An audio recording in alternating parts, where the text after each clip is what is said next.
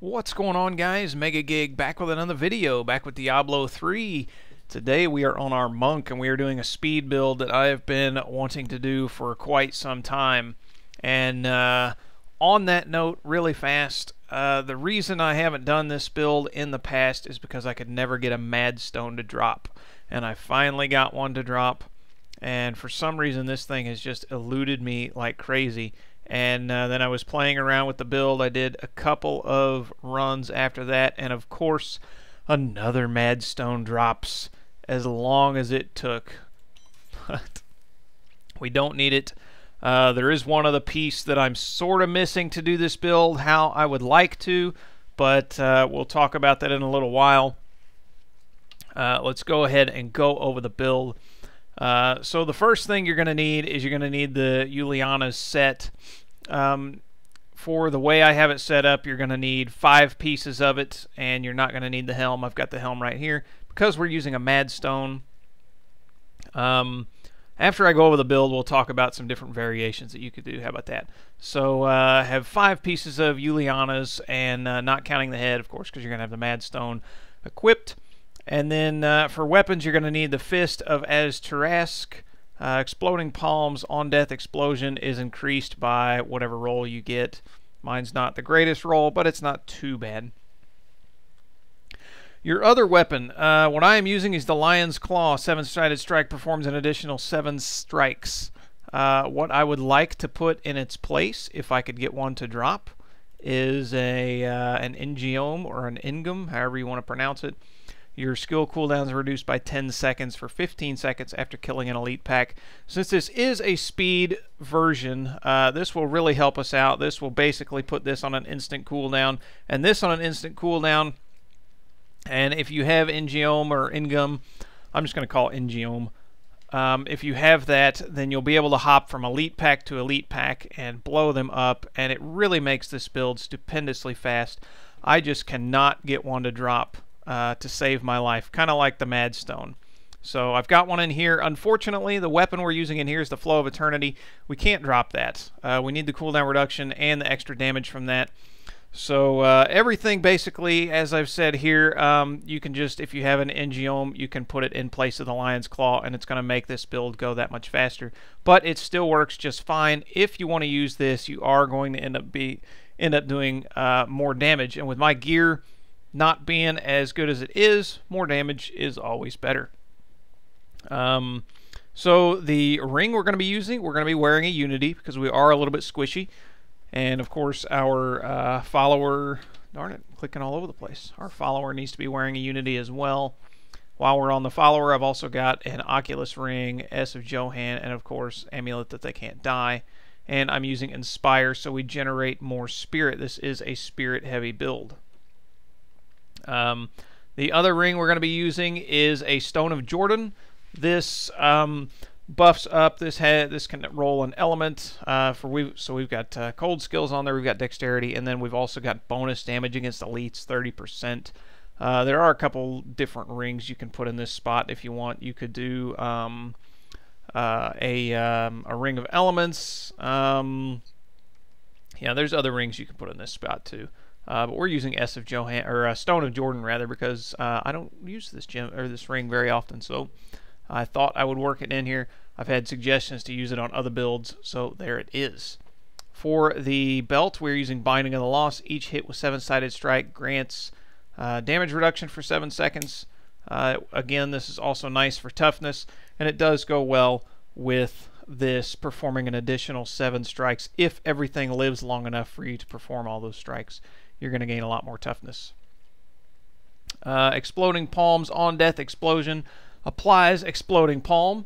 For our bracers, the Gung Do gear. That's what you're going to want there. For your amulet, I'm using a Hellfire amulet. I'm using the Exalted Soul passive, which is right here. Increase maximum spirit and spirit regeneration. Again, this is a pretty spirit heavy build, so the more spirit and more regen we have, the better. Now, the Mad Stone, the thing that puts this build together for a speed build, This is what brings it all together. The Madstone, your 7-sided strike applies Exploding Palm. So essentially, you don't have to worry about applying Exploding Palm from here. You don't have to worry about getting your 3rd hit from your Spirit Generator to apply it. You just essentially hit 7-sided strike.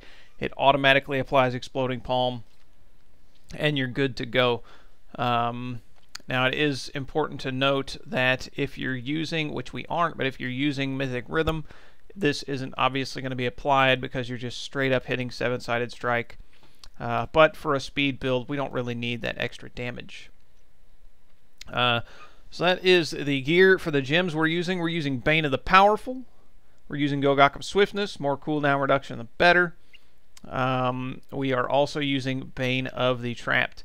If you've got tons of cooldown reduction, and if you have an Ingeom, rather, you can put a Bane of the Stricken in here for more damage. I think that's about the only other thing I would really put in there personally. If you really wanted to, since we've covered all the gear, you could put the Madstone in the cube, and you would only be missing the Nemesis bracers. You could wear the full 6-piece set of Uliana's Spirit, which would free up your Ring of Royal Grandeur. You could either run a where is it? You could run a Convention of Elements there. There are a lot of different things you can run with that. But these are the gems we're using, and yeah, this is the equipment we are using here. You can kind of take a screenshot there, pause it, however, even though we did go over it. For skills, we're still using Way of the 100 Fist Assimilation because we don't have Ingeom, and even if you do have Ingeom, there's going to be times where things are off cooldown and you still need to do a bit of damage. This is going to go ahead and buff up your damage and help you generate a little bit of spirit when you need it. We're using Cyclone Strike Implosion. This is going to help us bunch enemies up and then blow them up really, really fast. 7-sided strike, sustained attack. This reduces the cooldown. This reduces the cooldown to 14 seconds. We're using Epiphany Desert Shroud. This serves 2 purposes. Of course, the Desert Shroud makes us tougher by reducing our damage by 50%, but we're also going to have this active the majority of the time, if not all of the time if you have an Ingeom, and it's going to give us a lot of spirit regeneration, keeping us topped off on spirit so we can hit 7-sided strike more often.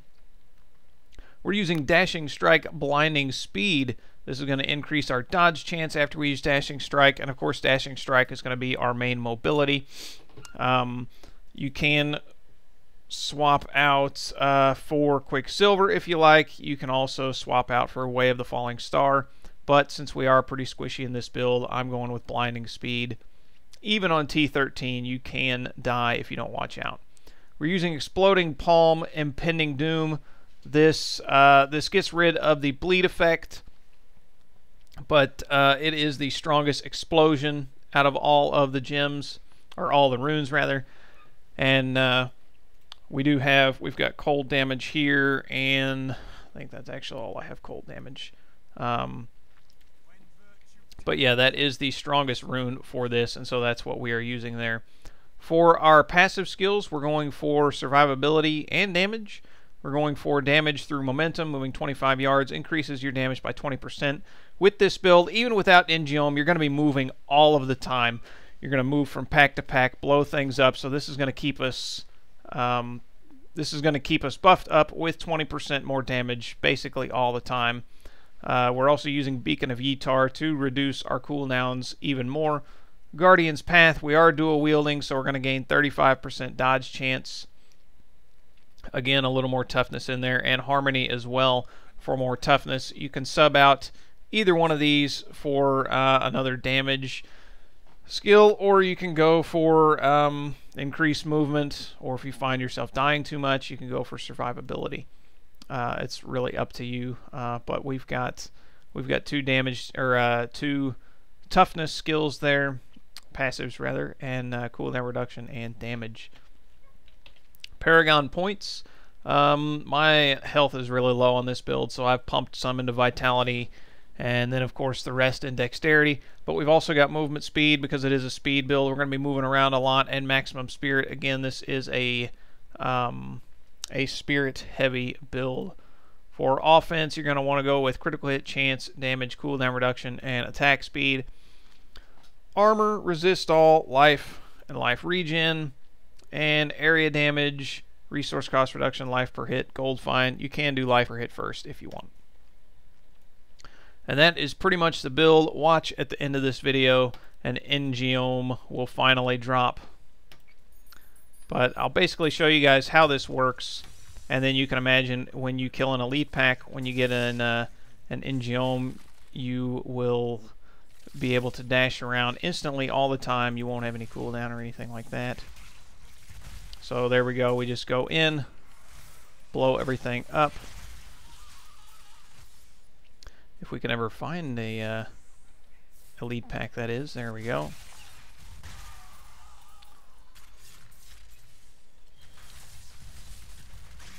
Now there are times when you don't kill the elite packs on the first pop, but you can see there if we would have had Engiome, that would have instantly reset, and we could just pop. We could just pop seven-sided strike, one after another, and that door's closed over there. Let's get this fist weapon. Might be something good.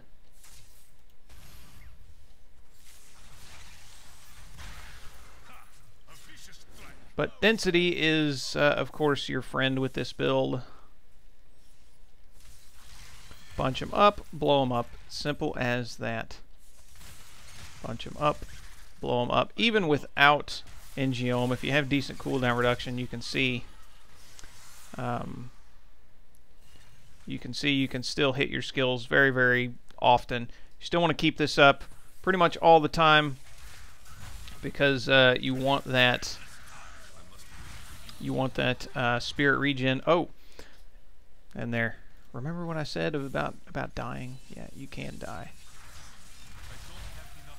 if you don't watch out. And darn, we're not finding any elite packs. This floor looks really good with density, but we're not really finding any elite packs. But we're gonna stay on this floor anyways, because there's got to be some elites around here. There we go. Of course, when you run into shielding,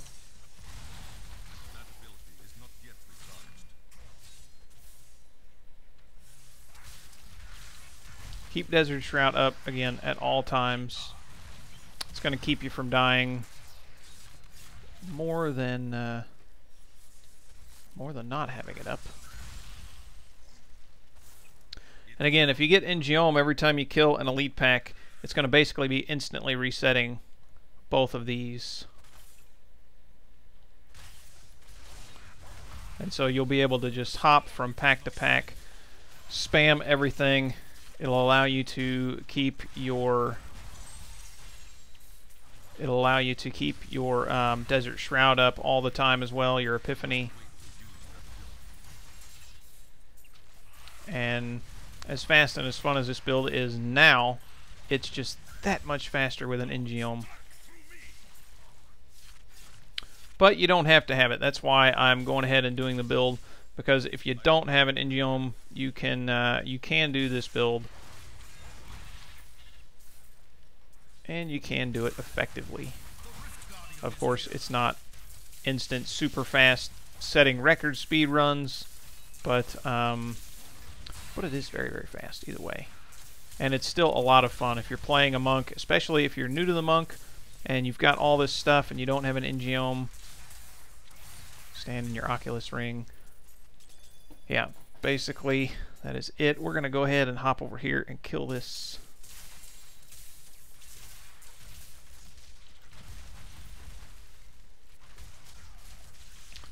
Kill these gelatinous ones.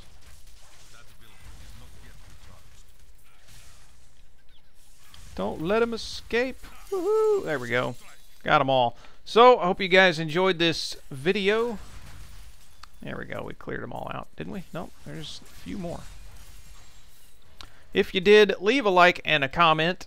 And, yeah, let me know what I need to do to get an Engiome. Go away. Yeah, maybe one fell over here. I don't see one. So, it took me forever to get the one that I've got in the cube. And kind of like the Madstone, it just does not want to drop for me. But hopefully I'll be able to get one in the near future. And maybe I'll just do like an updated really quick run video with it or something. But I hope you guys enjoyed the video. If you did, leave a like and a comment and subscribe if you want to see more. Thank you guys for watching. More good stuff to come. Take care.